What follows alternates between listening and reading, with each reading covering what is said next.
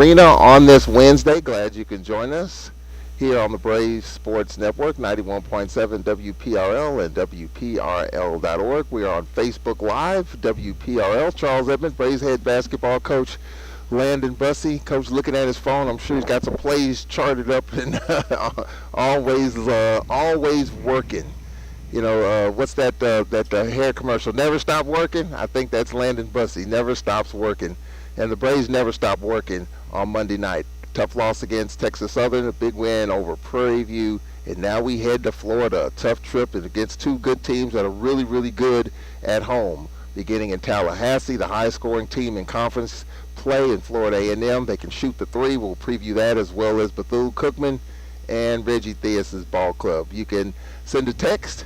You can also tweet a question, and glad you can join us here on the Braves Sports Network. Charles Edmond here with Braves head coach Landon Bussie. Coach, hard Wednesday with some bad weather outside, but it was hot and heated in here as you try to get your team, as they say, get your minds right, because it's never easy to win in Florida. We got to win the other night, and you want to build upon that.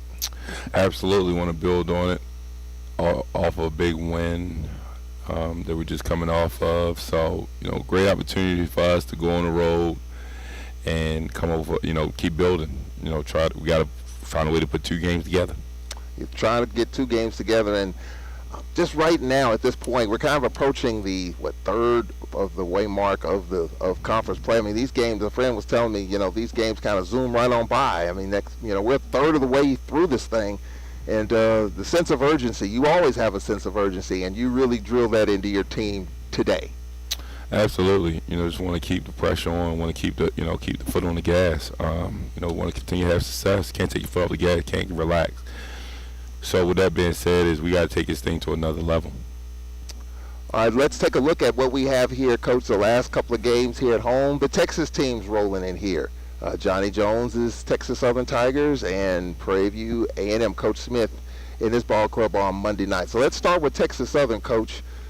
New pieces. We know what this team did last year. Started out 0-6 for the first time in 60 years. They started out 0-5 in conference, just snuck into the tournament and won the tournament.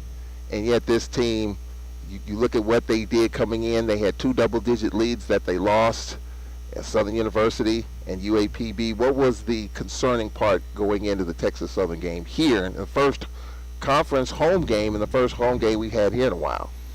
Yeah, just the fact that, for one, being at home, we haven't been home in a while. Of course, you're going up against a Texas Southern team who's well established in this league, who have made it to the NCAA tournament the last 3 years. So you know that Coach Jones is going to do an unbelievable job of having his team prepared and ready. So with that being said, is just the focus, the preparation coming into the game and trying to get a win after coming off a loss to Alabama State. You just don't know where your team mindset is going to be. But we had every opportunity to win the basketball game. We was up double figures in the second half. Unfortunately, we just couldn't put the game away. Yeah, we were down 20-5, but then we went on a big run, and we had the lead. It was 34-30 Texas Southern at the break. Talk about this TSU team with Hunter, Carter, P.J. Henry, as well as Sissy and Hayes. Veteran group of guys, guys who got a lot of experience. Guys in the transfer portal, returning guys, just all different variable guys. Got some good guys all over. Of course, PJ does a great job of just putting his team in the best situation of being successful. You had the big kid Young, you had the big kid Carter, and Hunter. They were just big. But P.J. Henry was the guy who was, of course, they're going to get the ball too late, who can make a play. He, as far as what his scoring has been, we know what he can do. We know he's a volume scorer. Last couple of years, he was the guy. The stats, prove that out. But it seemed like, at least looking at the stats this year, he was like a guy. He's just a piece in that puzzle. Did you kind of see that looking at the stats, or did you feel like he was still the man with the different arsenal that they have this year? I think he definitely is the guy. He's the guy who can put the team on his back. He's the guy who can create his own shot. He's the leader of the team. He's the guy who probably been there the longest. So, he got 2 championships, so he feels though late in the game that, he could close out the deal. We're talking with Braves head coach Landon Bussie. As we look at your lineup, coach, you wanted to make some changes, and you talked about the changes.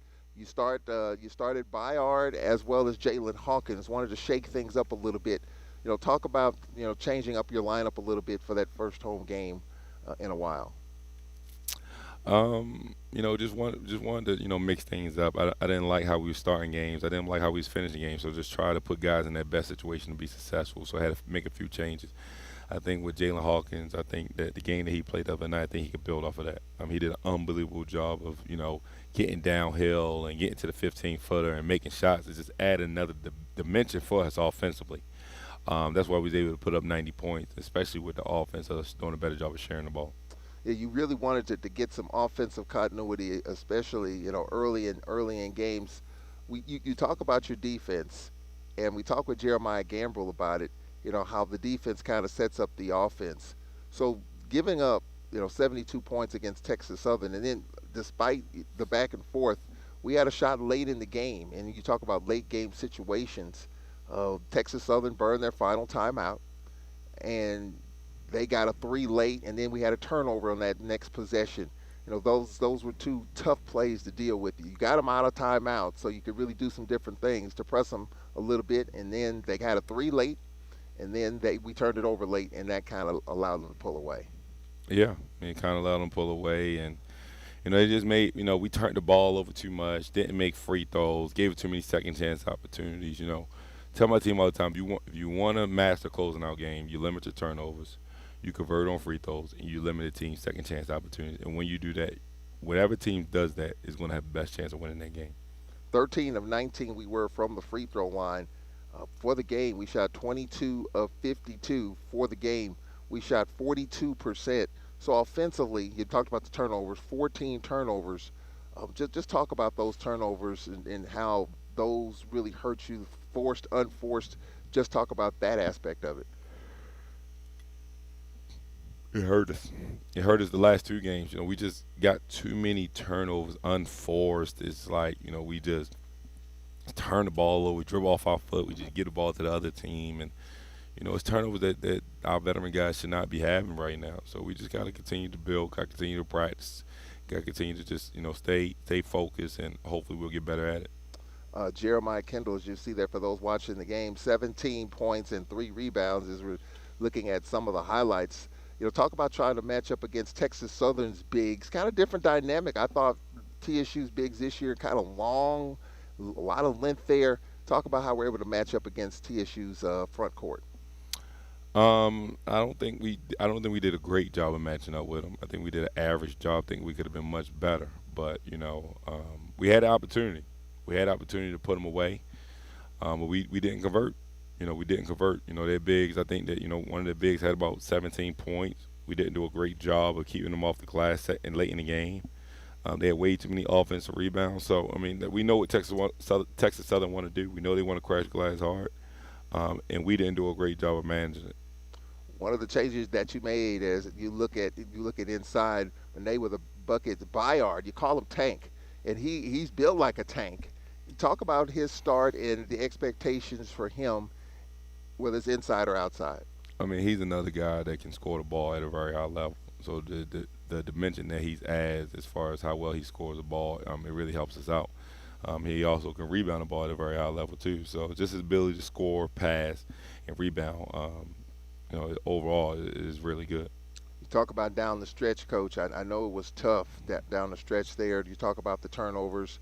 I just thought that was a really good basketball game, back and forth. And you talk about playing hard.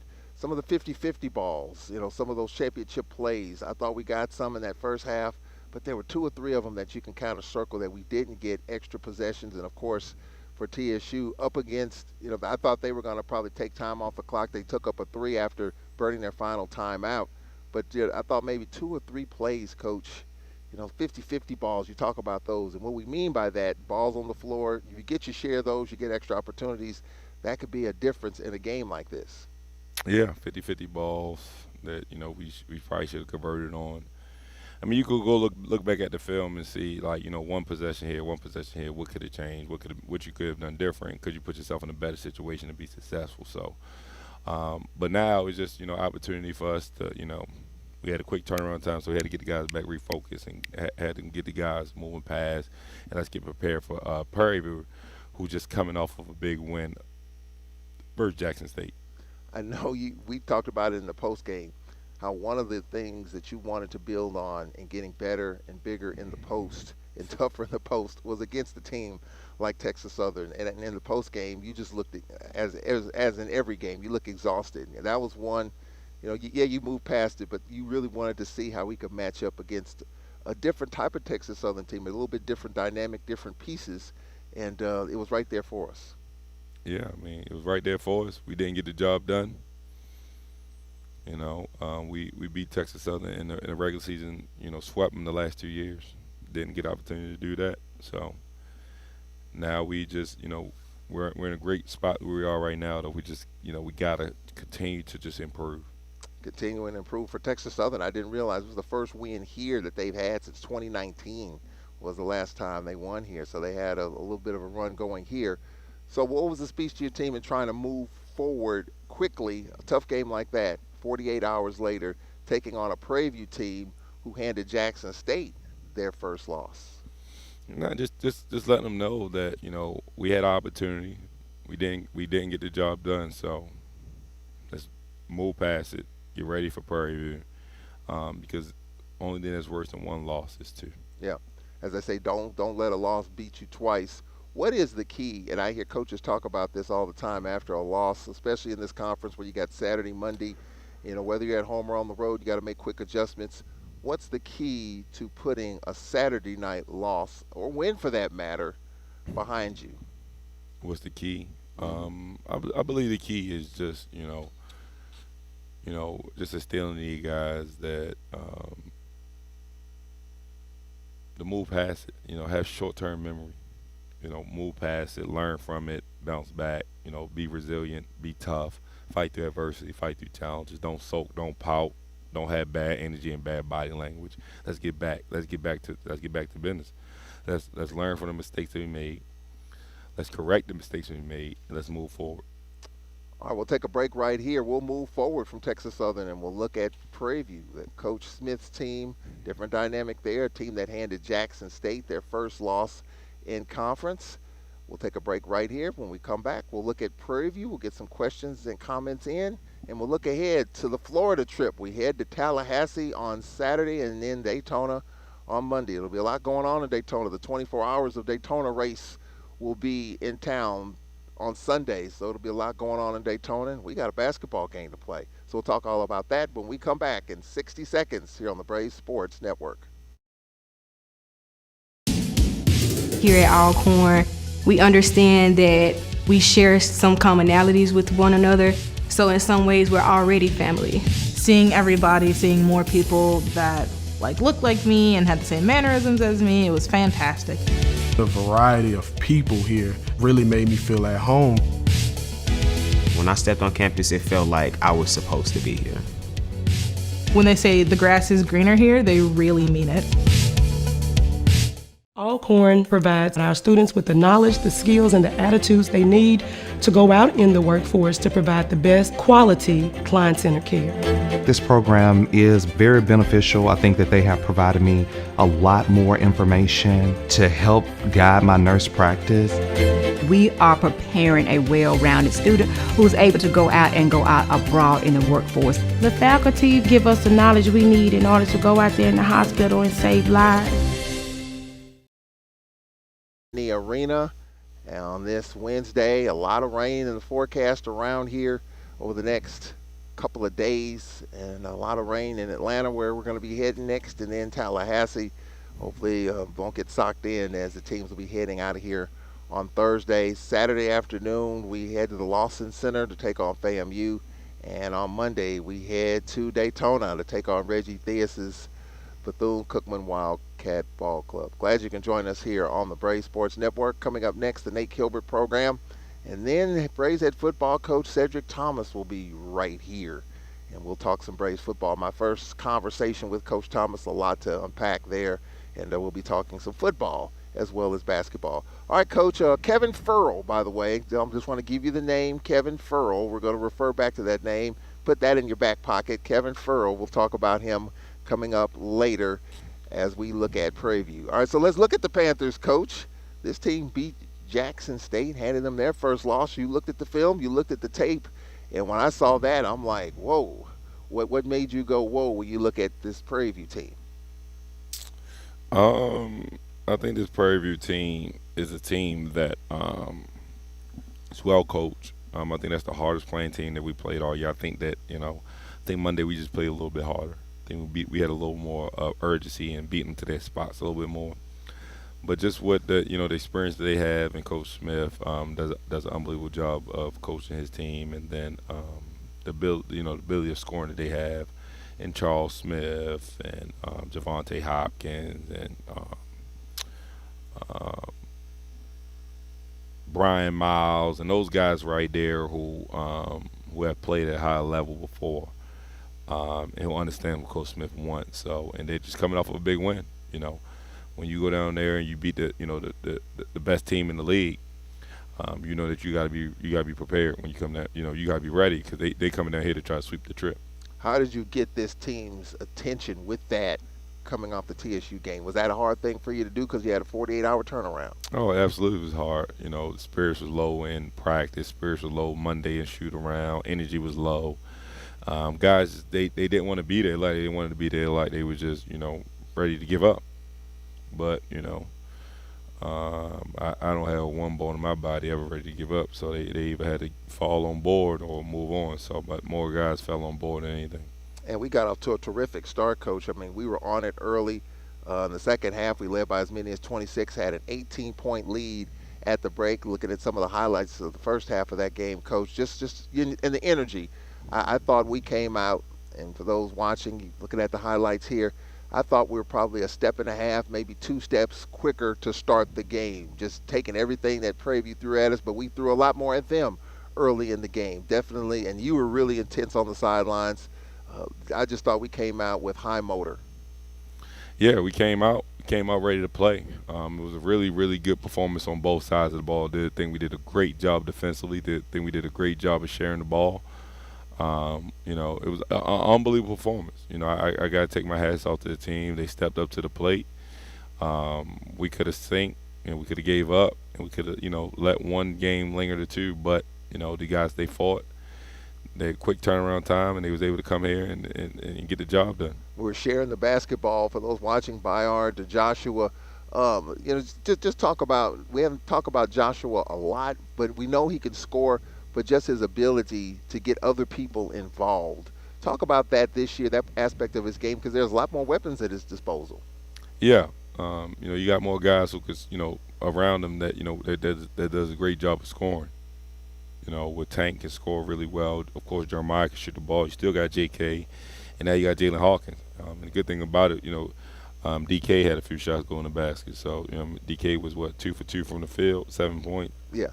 Something like that. So that was huge. That, for him to see the ball go in the basket, now he just has to continue to build off of that. When you worked at Prairie View, you were the lead assistant for 5 years there. Is that where you kind of cut your teeth as far as being as defensive-minded as you are, or had you always been as a coach? And I remember you saying even as a player, and people that watched you play in your college days, you cut your teeth as a player on defense. So you've always been a defense-minded player and coach? Yeah, I mean, I'm a defensive guy. I believe that's what helped me win championships. I think these last 2 games, I think we was pretty superb on the defensive end, especially the first 8 minutes of the second half of the Texas Southern game. We were superb. I mean, we was down 34-30 at halftime. Yeah. About 12 minutes to go, score was 49-38 our way. Yeah. We held them to 4 points in the first 8 minutes, but then we stopped scoring. And you go look at the Prairie View game, we was pretty dominant here as well defensively too. And we just got to continue to work. But I think that a lot of these new guys are starting to turn the corner and start to see how I want to play, starting to buy into the culture, buying into my philosophy. Like Jalen Hawkins is one of the main guys who has been huge for us lately. Huge. Jeremiah Gambrell, Prairie View transfer. I talked with him at halftime, and he was just talking about how how when you go up against a team that you left the transfer from, he said there's nothing there. He just wanted a change of scenery. Talk about getting him. I mean, we knew what he did at Prairie View, sharp shooting from beyond the arc, getting to the rack, and his game is really solid. In the last few games, he's been solid, I think. Yeah, he's been really solid. I mean, he's been solid to me all year. I mean, he's shooting 42% from the three, shooting 80% from the free throw line. He makes some tough shots. He spaces the floor out for us. So with that being said, I mean, when you got a guy like that who's shooting the ball well, but it makes his job easy. Now, of course, I would like for him to get more shot attempts up, but it makes his job easy when you have, J.K. right there. You get a ball to inside. Byron who can, make the right pass, and DK who can make shots, and Jalen Hawkins who can make shots. I mean, we could just spread the floor out and we get whatever we want.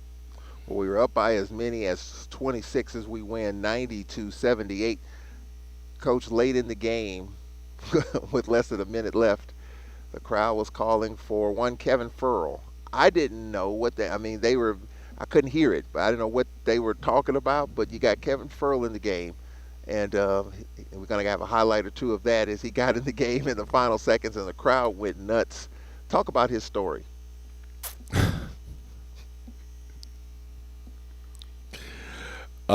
He's a guy who, was a manager for us the last 2 years, who puts a lot of work in, loves the game,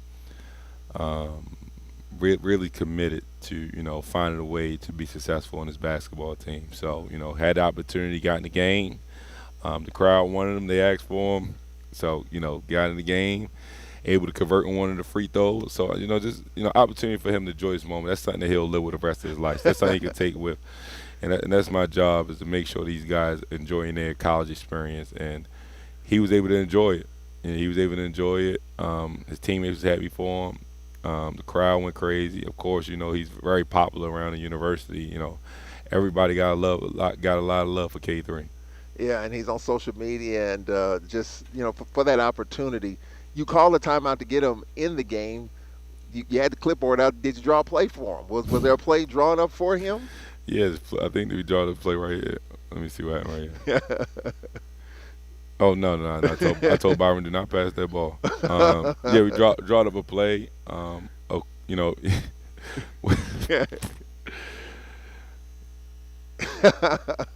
It's just a great moment, Coach. That is a great moment. The crowd loved it. It was a great way to end the night. You got the win. You scored 90 points. You got back on track, and you got some people involved. So I mean, all in all, it was a fun night, and it's so much fun when you win. It's so much fun getting back on track. I never even seen this before, man. What is going on right now? You hadn't seen this part? No, I haven't. I'm trying to figure out what is going on. Just obviously a joyous moment for him and for the team. From the team perspective of it, Landon Bussie just looking at some of this sideline footage for the first time. Got to credit Cedric Tillman for getting that. He was right there in the middle of the action. But, it was a good night. It was a good Monday night. Bottom line is you got the win. You got some people involved. And, look, that was a big win because we're going to Florida where it's not going to be easy to come out of Daytona and Tallahassee with wins. So it was a good way to get back on track. Yeah, it was a great way to get back on track. Great way to get back on track. Now we got to put two games together. That's my whole mindset. That's my focus right now. Is finding a way to take care of FAMU. I think they've been struggling a little. They started a little slow. They just coming off a big win. We coming off a big win. So I think we got the depth to do it. I think we got the guys to do it. We're healthy. We got to stay fresh. And you got to depend on those upperclassmen. You got four guys that's starting for you right now who have won championships at this level already. Jeremiah won a regular season championship with Prairie View. Gambrell. Yeah, Jeremiah Gambrell. Mm-hmm. J.K. of course won the championship here. Jeremiah Kendall. Yep. Byron won 2 championships here. Jalen Hawkins won 2 championships at Norfolk, and I think one at Robert Morris, if I'm not mistaken. I mean, you got 4 guys that won championships at Division I level. You would think that these guys will have a itch to get more, and it starts now. That's what I'm trying to continue to encourage these guys, man. Stay focused, stay locked in, stay focused, stay locked in. And we're in a great spot. Of course, we started a little slow, but we're in a great spot where we are right now. Only thing we got to do is take care of business this weekend. And it starts with FAMU. We need to go down there and send a message to the rest of the SWAT that Alcorn is coming. And when you got them guys like that who've been in these shoes before, you expect it should be easy for me just to get out there, we play the game, and y'all go out there and y'all go out there and win this basketball game. It shouldn't be no much. I shouldn't have to coach as much. We got guys who've been that won championships before. Mike, DK, them guys they've been in moments. Willie Anderson, y'all been here before. Like let's come together and let's go ahead and let's get this thing rolling. Yeah, and it's not definitely going to be easy. FAMU is 2-3 in the conference. They beat Valley 62 to a 55. So when you look at this team and you look at FAMU and what they've done, they beat Valley obviously, and this team, one of the best field goal percentage teams, 47%. They're one of the top scoring teams in the league. So what's the one thing we have to do to come out of Tallahassee? We just gotta go down there and do our job. We gotta stay locked in defensively. We gotta continue to share the ball. Gotta limit our turnovers. And we gotta convert on free throws. But I think that if we do what we're supposed to do, there's nobody that right now that's in front of us in conference that can stop us. We have the most depth. We have the most complete team. We pretty much checked off in every single area. If it's the point guard position, you got depth there with Byron and Jalik. Our wings with shooters, guys who go to ball, Jeremiah and Jalen Hawkins, DK, and probably missing somebody, Willie, and then you got post presence as in JK, Tank, Jai, Alex, Roger Masnick, Then you got Cam. I mean, you got every position that you can pretty much, really lock into.